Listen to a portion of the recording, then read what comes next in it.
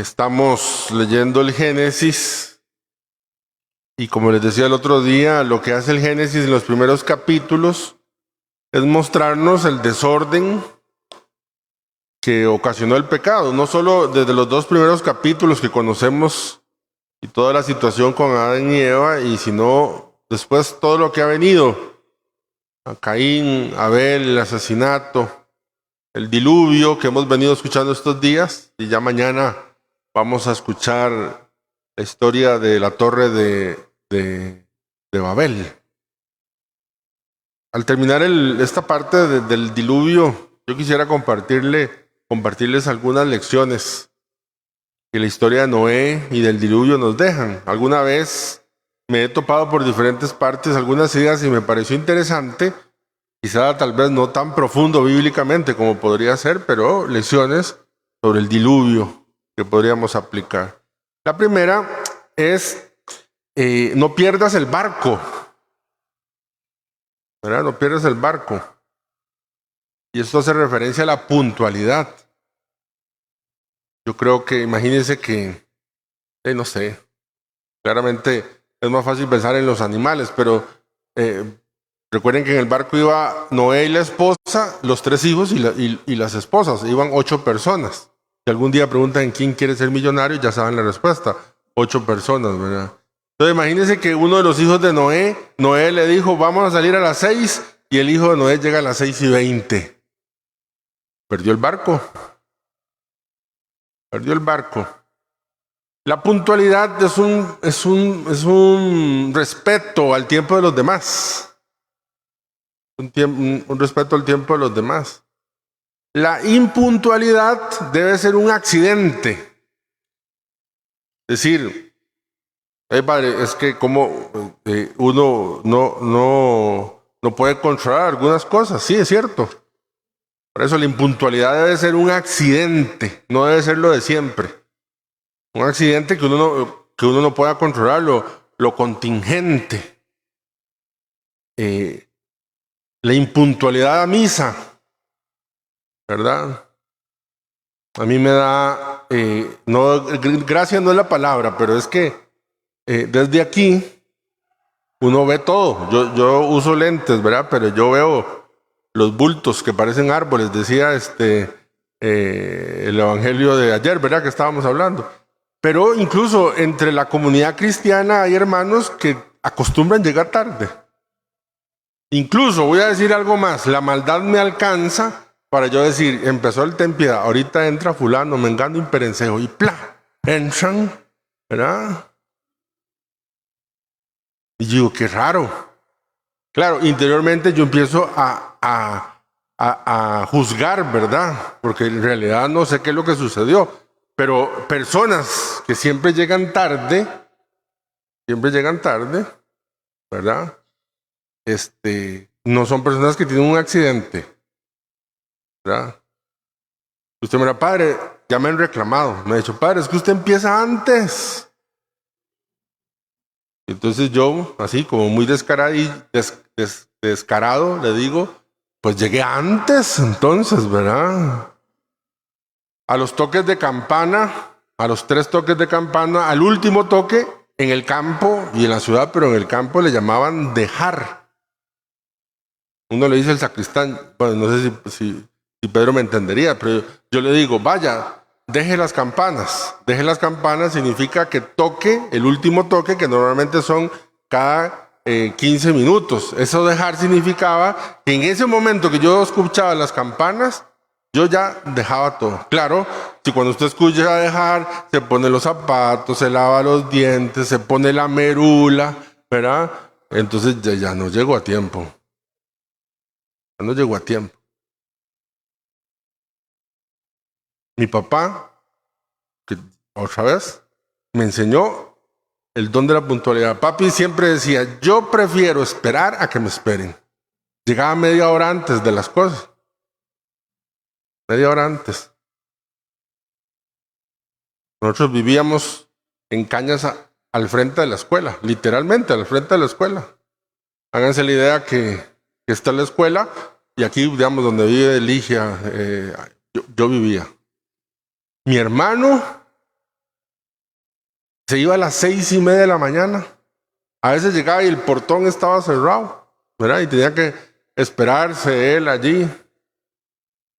Yo, pues no.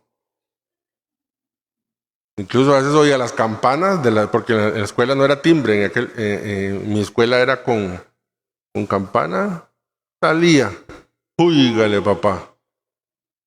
Y mi papá siempre decía que no estaba bien. Entonces no pierda el barco. La segunda lección, prepárese con anticipación. Yo pienso que es parte de la puntualidad. Hay cosas que uno no puede prever, pero hay cosas que uno sabe que va a suceder. La pereza, que es una de las enfermedades de la actualidad, que tiene un nombre, es un pecado capital, pereza. Que los psicólogos, para no ponerle un nombre muy religioso, han hablado de procrastinar, ¿verdad? Para llamarle a esa tendencia a posponer las cosas. Pero a nosotros Noé nos enseña a vivir preparados, con preparación. ¿Por qué? Porque Noé empezó a trabajar, ahorita no recuerdo si lo que duró fue 100 años, no recuerdo cuánto, construyendo el arca. Eso sí es preparación, 100 años, ¿verdad? ¿Cuánto se prepara uno? Se prepara para muchas cosas. Obviamente hay cosas que uno no puede meter pero ahí están, preparados. No se detenga por las críticas. La verdad. Imagínense a alguien que viva a no sé cuántos kilómetros de la playa y que se ponga a hacer un barco en medio. Imagínense ahí que un día ustedes me vean empezar a armar un barco aquí. Claro que se reirían de mí. Claro, porque los barcos se construyen a la orilla de los astilleros, ¿verdad? Que así se llama, donde se construyen los barcos. Se construye a la orilla del mar para poder empujarlos cuando estén listos. Yo entiendo a la gente que se burlaba de Noé. Mas la virtud aquí es Noé, que no se detenía frente a las críticas porque había una cosa que le daba serenidad en su corazón y era que él estaba haciendo lo que Dios le estaba pidiendo que hiciera. Pobre de aquel cristiano que haciendo lo que Dios le ha pedido que haga, se detenga frente a las críticas. Quiere decir que la voz del otro es más fuerte que la voz de Dios que ha dicho. Es cierto. Hoy el mundo nos presenta una dirección contraria. El domingo vamos a oír una serie de posturas que Jesús dice. Si te quitan la capa, da la otra. Que si te obligan a caminar 1 milla, camina 2. Que si te pegan por la mejilla, presenta la otra. Eso, el mundo se ríe de eso, pero ay de aquel cristiano. Aquel que se detiene frente a las críticas. Noé fue sumamente criticado. La otra enseñanza que nos deja este relato tan bello es seguir siempre las indicaciones del Señor. Noé no sabía nada sobre construir barcos. Y el Génesis dice, vamos a ver si lo puse aquí, dice, Noé hizo todo de acuerdo con lo que el Señor le había mandado. Dice Génesis 7:5. Me encontré una frase alguna vez y la puse aquí.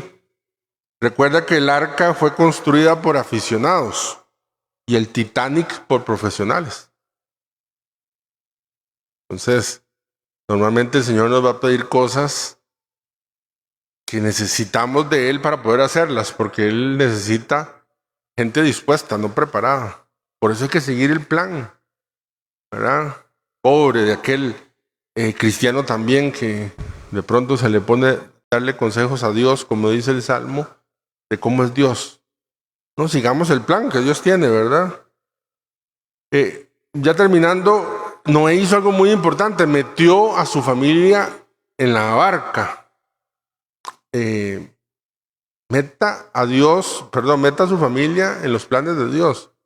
Yo sé que es difícil, yo sé que no todo el mundo y no todos los momentos de mi familia o los miembros de mi familia quieren estar dentro de la barca.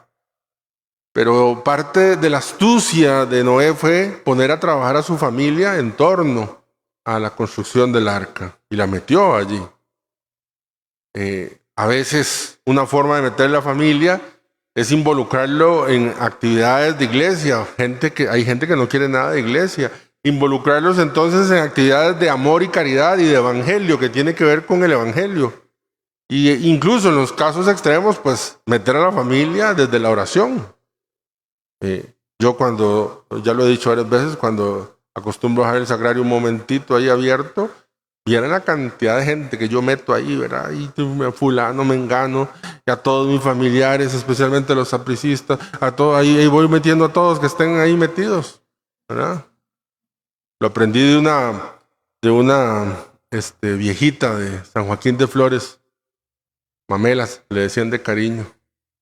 Ella me decía, Toto, yo siempre, cuando el padre abre el sagrario, a usted lo meto ahí, me decía ella. A mí me pareció muy lindo. Y me dice, pero lo meto de último, porque si lo meto de primero ya luego nadie me cabe, me decía, ¿verdad?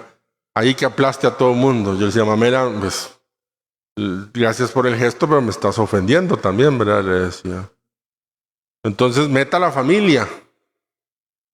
En la iglesia si puede, si no, en el evangelio, en la práctica de las máximas evangélicas, y si no, desde la oración.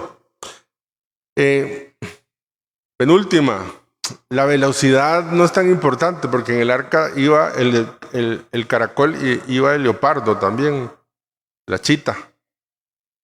Lo importante es la dirección.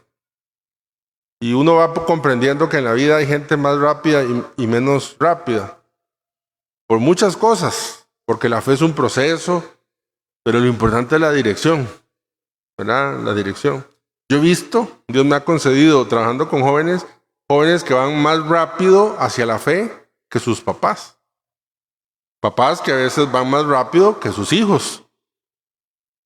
Pero lo importante es la dirección. ¿Se acuerdan cuando Cristo resucitó? Que Magdalena llegó donde los apóstoles y salieron corriendo. ¿Quién?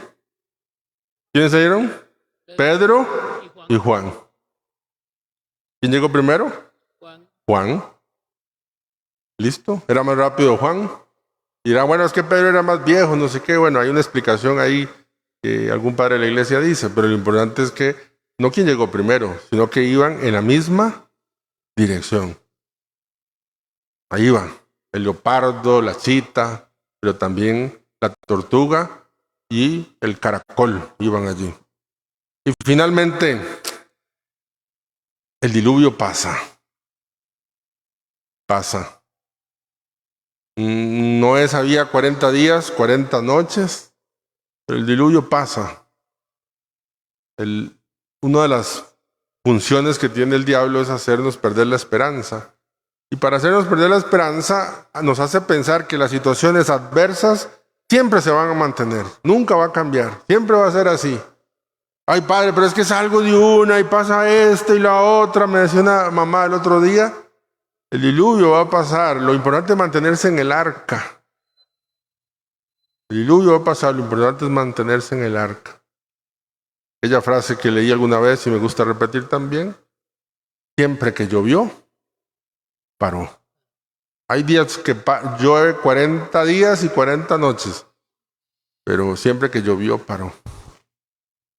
Algunas ideas en torno a diluvio que nos puedan servir, repito, quizá tal vez no con la profundidad bíblica, pero sí muy prácticas para nuestra vida comunitaria y nuestra vida cristiana. Bueno, gloria al Padre.